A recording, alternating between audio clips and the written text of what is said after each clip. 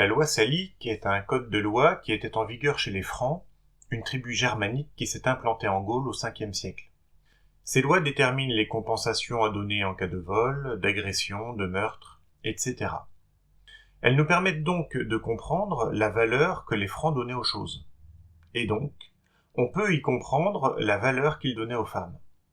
Et le moins qu'on puisse dire, c'est que cette loi a de quoi nous surprendre. On va donc analyser quelques aspects de cette loi salique telle qu'elle a été rédigée sous Charlemagne.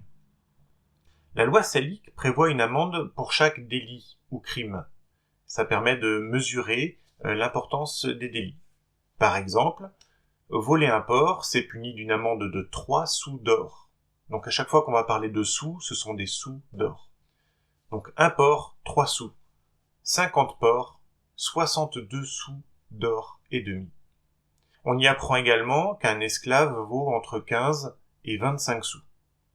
Maintenant parlons des femmes. Enlever une jeune fille et la violer, c'est puni d'une amende de 200 sous d'or. Tuer un enfant de moins de 12 ans, que ce soit un garçon ou une fille d'ailleurs, c'est 600 sous. Tuer une femme enceinte, 700 sous. Jusqu'ici, on peut se dire tout est normal, ce sont des peines normales, mais en la lisant, on se rend compte que la loi salique allait plus loin que les codes de loi modernes pour ce qui est de protéger les femmes. Par exemple, presser la main d'une femme, c'est 30 sous d'amende. Presser, ça veut dire serrer de près ou harceler, d'après le terme latin qui en est à l'origine. Si le harcèlement va jusqu'à presser le bras, donc 30 sous. Et si ça va jusqu'au sein, 45 sous d'amende. Ça veut dire à peu près le prix de 2 esclaves. Mais la loi salique va encore plus loin. Insulter un homme de fourbe ou d'infâme, c'est une amende de 3 à 15 sous. Par contre, insulter une femme de courtisane, c'est-à-dire de prostituée en fait, c'est passible de 45 sous d'amende.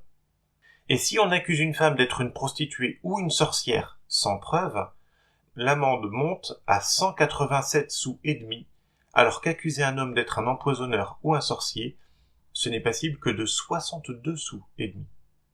Enfin, on peut citer un autre cas prévu par cette loi.